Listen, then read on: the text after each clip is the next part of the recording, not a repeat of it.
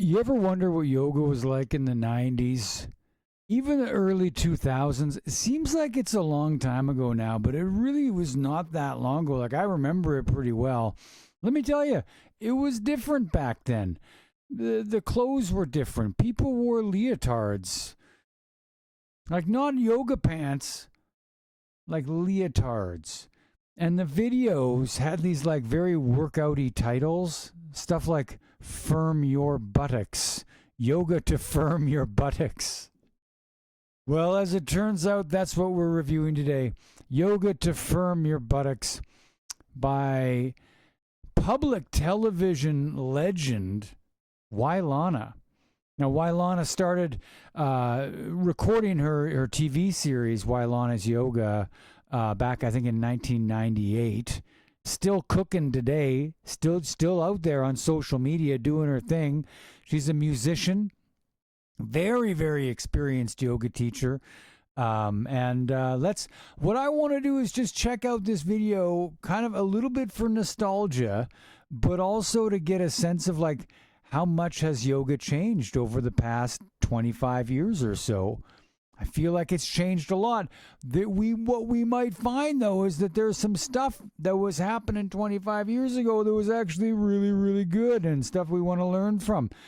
By the way, that's the whole point of this channel, is to get better as yoga teachers. If you're a yoga teacher, if you're in teacher training, or if you're just kind of into yoga, generally speaking, this stuff is for you. This is designed to sort of help us get better as yoga teachers, as yoga students, as a yoga community. The whole idea, peer review. Let's study the tape. Let's look what's out there and just see if we can use it to work on our skills. Having said all that, now let's pass this mic over to Wai Lana. I gotta put my headphones in just so that I can hear what she's saying. It's gonna be good. I got a feeling.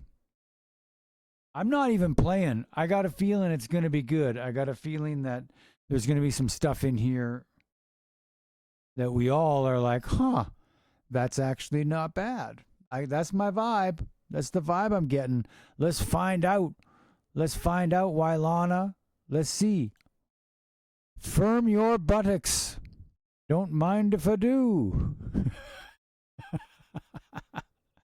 All right, let's do it. What do you got? Push up onto your hands and knees for tiger pose. I'm pretty sure this has been edited because I remember her TV shows, and there was a little introduction. But this is very typical. This is what the TV show looked like. Always a sort of like weird platform thing out by the ocean, looking awesome though. Like this is nice. It looks fantastic. I wanna be on that platform. And she did say tiger pose, and I don't know what that is. Exhale and touch your nose to your right knee. Inhale and raise your leg up behind you as you lift your head. There wasn't a whole lot of emphasis on accessibility back then. You know what I mean? Right? Like she just said, go ahead, touch your nose to your right knee. Just do that as though we're touching our nose to our knee, as though we're doing that. She can do it.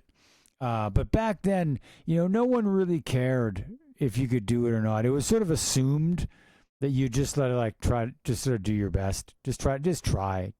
That was the whole point. Just give it a whirl. Exhale and round your back, bringing your nose to your knee. Let's repeat this movement. Inhale as you lift your leg and arch your spine. Exhale as your leg comes down and your spine rounds. Move. Isn't the birds flying around back there nice? Got them seagulls back there. That's pretty. Get the seagulls involved in the yoga. Come on now, that's sweet. Got them waves crashing on the rocks and stuff. It makes you feel the yoga. You know what I mean? Yeah. This exercise strengthens your back muscles. It also keeps your spine flexible. Yeah, kinda.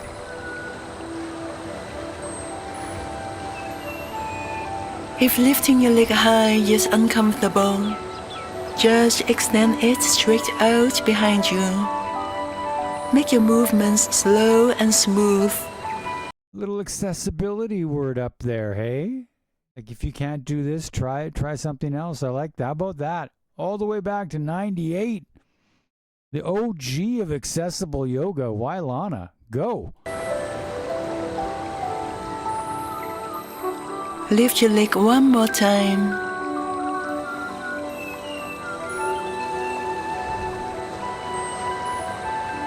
Bring your knee to the floor.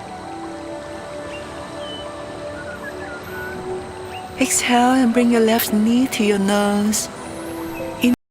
So we got the whole sequence on the other side here. It's a one-legged cat-cow with a hip flexion, hip extension.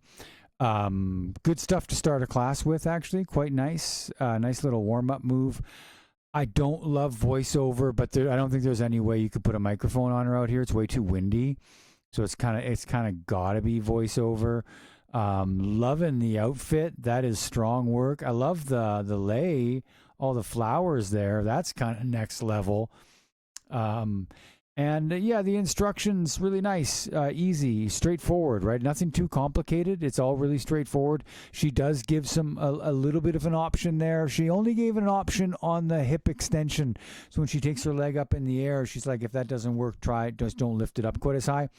Never an option for what do you do if you can't touch your nose to your knee, which, you know, I mean, I think I probably could. I don't know. It makes me want to try it right now just to see if I can. I'm not gonna. But that's, yeah, I don't know. A little bit of accessibility, but again, it's 98. What do you want? What do you want? This is the sciatic nerve. Bring in the sciatic nerve.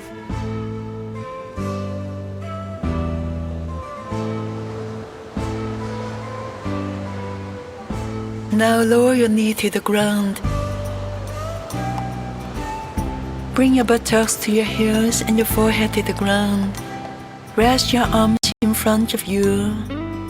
Breathe normally now, relaxing your back, legs, shoulders, and arms.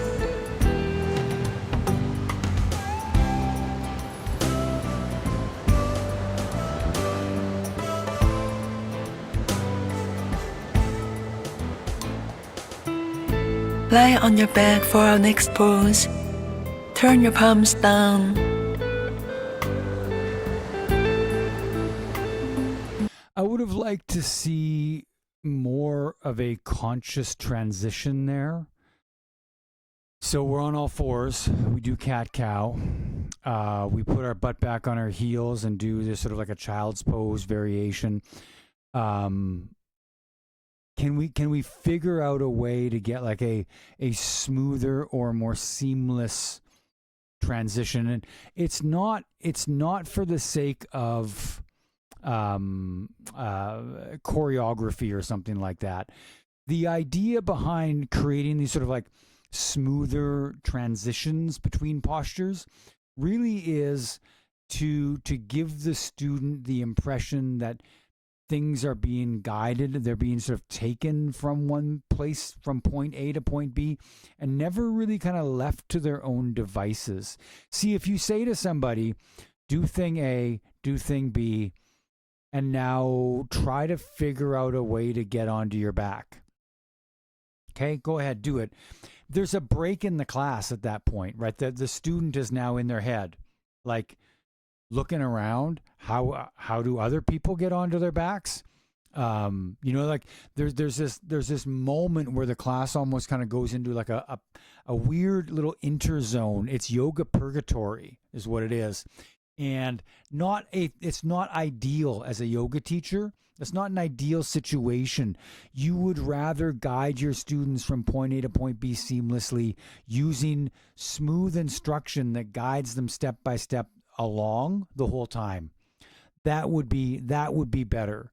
So don't don't get me wrong. I'm not hating. I'm just saying, in terms of like a takeaway, something we could learn. That's a good one, right? Guide people through the whole time. Bend your right knee, then the left, placing your feet flat on the ground, hips distance apart. Tuck your buttocks under until your hips lift up. Then slowly lift them higher until your body forms a diagonal line from your shoulders to your knees. Hold for a few more. That's kind of a nice instruction, hey? That visual of a diagonal line from the shoulders to the knees. Not bad. Kind of, it gives you a sense of what do I do with my hips? What do I do with my thighs? Rather than sort of the piece by piece instructions, giving that one big picture thing. Here's the alignment that you follow. It allows the student to sort of find that alignment, integrating those smaller cues by themselves. Not bad, Wai Lana. Moments, breathing slowly and evenly.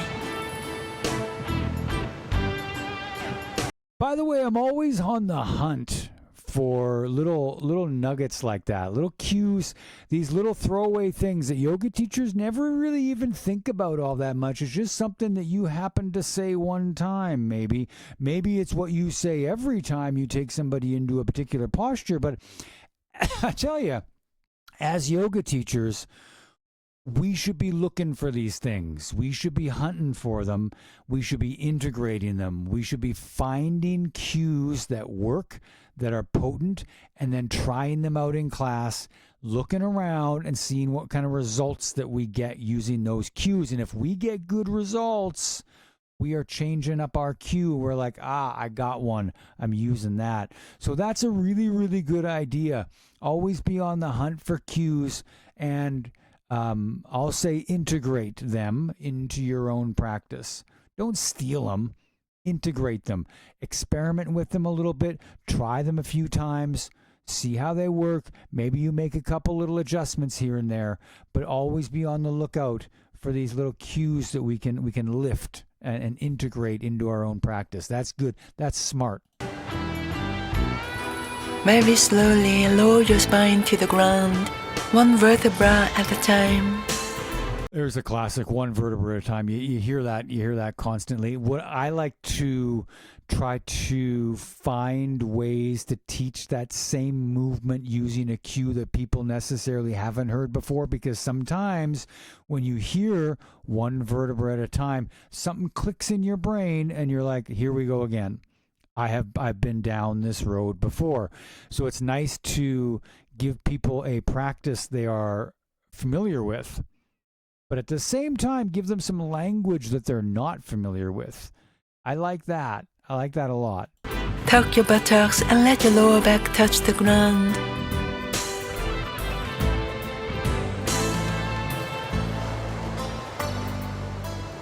Solid camera work. Again, contract your buttocks and slowly lift your hips. Your back curls up off the floor very gradually.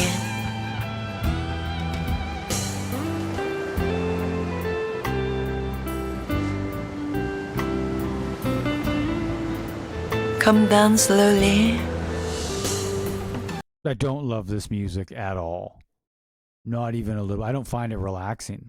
Well as a flat lumbar curve. It also strengthens your abs and hamstrings. Truth. Reach the ground. Take a few full breaths. Let's lift up again. Keep your knees in line with your hips. Don't let them splay outward. If you contract your legs and buttocks, holding the pose with your back muscles, you don't need to press down on your arms that much. So this is on that like buttock firming, tone your glutes. What was it? Flex your buttocks. Can't remember. But don't use the arms too much. Use the back of your body instead. So recognizing that there may be a workaround here that students might be doing, they might be compensating, and she's correcting for that. That's good stuff. Quite clever. A lot of repetition too. Where so far basically it's cat cow and little bridge. That's all we got. Slowly lower your spine.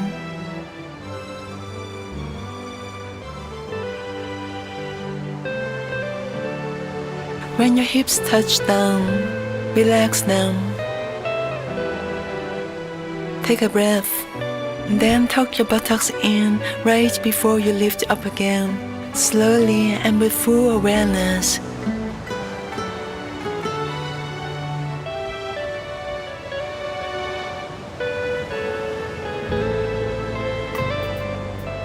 The wide shot.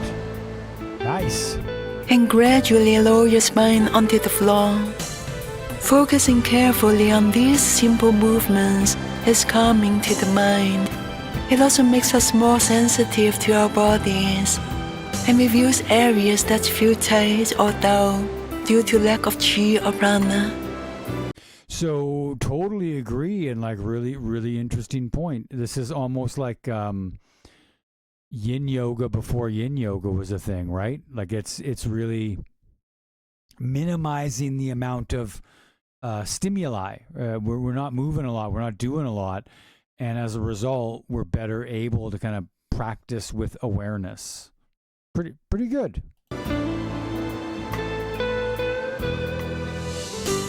Come up one more time. Following the movements of your spine with your mind brings chi or prana to the area.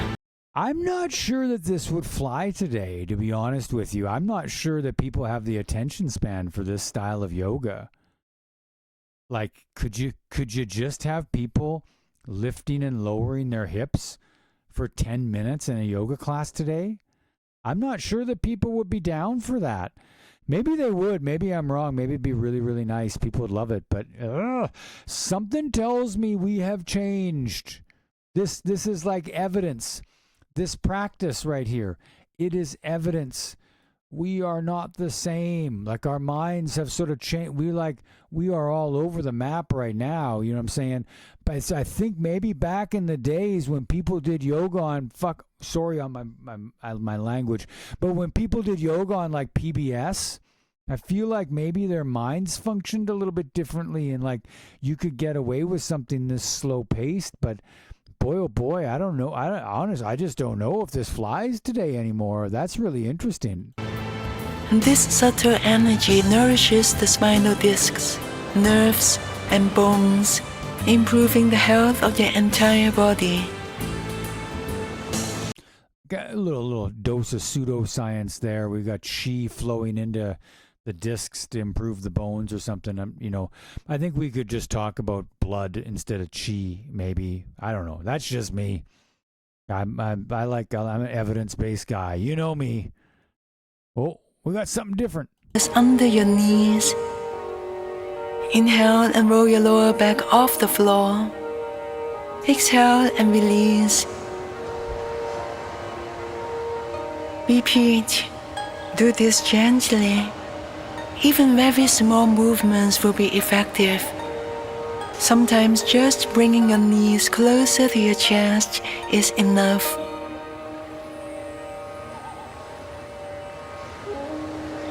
As you inhale and lift, the expansion of your abdomen supports your lower back. This makes it easier to hold the pose for a few seconds. Focus on the movements of the lumbar spine.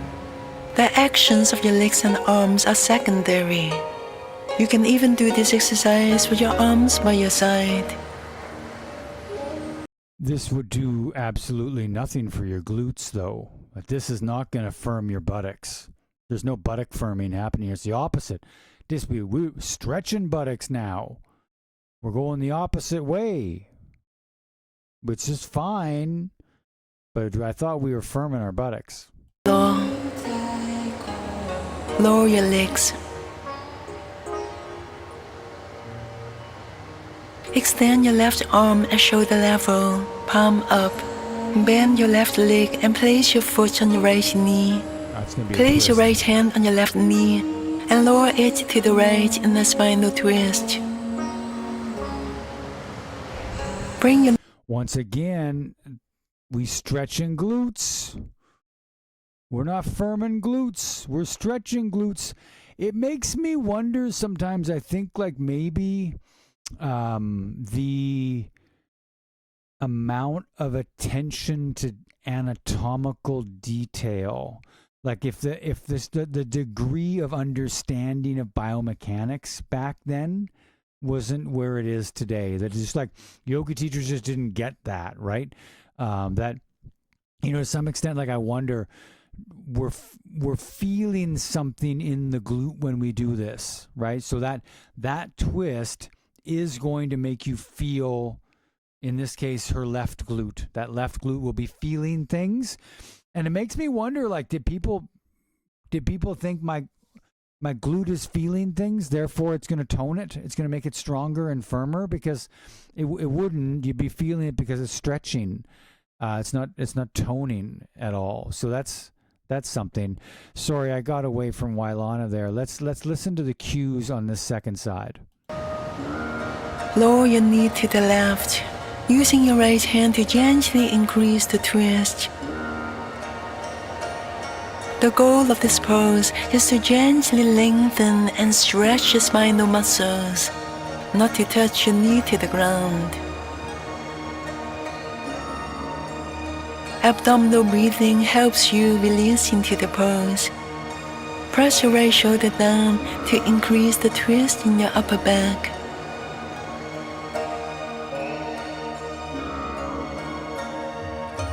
This twist increases the space between the spinal discs, nourishing them with fresh blood. It equalizes the length of your back muscles and opens the chest, improving your posture. Slowly twist back to center. Hard to argue with that. Like, that's all pretty good info. So it's like that kind of flies in the face of what I was just saying, where maybe, people didn't have a good sort of biomechanical understanding back then, but then she's got all this really solid information in terms of the benefits of the posture. So I'm left a little bit confused as to, other than the cat cow and the little bridge, what we do here for the glutes, or what, maybe that was it. Maybe that was the whole thing. Maybe there's gonna be more. Let's find out. Still lying on your back, cross your ankles and hold your feet. Draw your feet down so that your lower back rests on the floor. More stretching of the glutes. Place gentle pressure on your feet so you feel your lower back fully supported by the floor. Rest here and continue to do abdominal breathing. As you inhale, your abdomen expands and rises. As you exhale, it falls and gently contracts, sinking your lower back into the ground.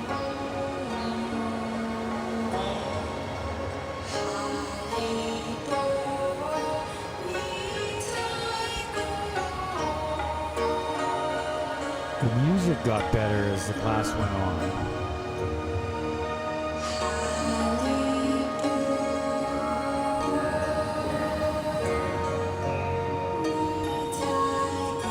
I like that wide shot too. A regular and varied yoga practice can certainly help many back problems. The asanas improve your posture and strengthen your back muscles. They also build up the muscles that protect and support your back, and they release the tension that can cause pain. Release your feet and lower them to the ground.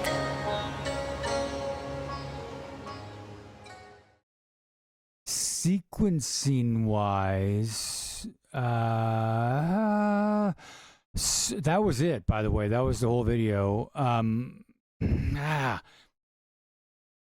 Look, see, when it says it's yoga to firm your buttocks, that's what I'm expecting. And not what we're getting. So that's a bit of an issue. The way that she guides people into and out of the postures is really nice. Like her voice is nice. Some of the cues and instructions are nice, but it really does have that. It is this late 90s, early 2000s understanding of what accessibility means, right? And back then, what it meant was, if you can't do this, don't worry, it's okay.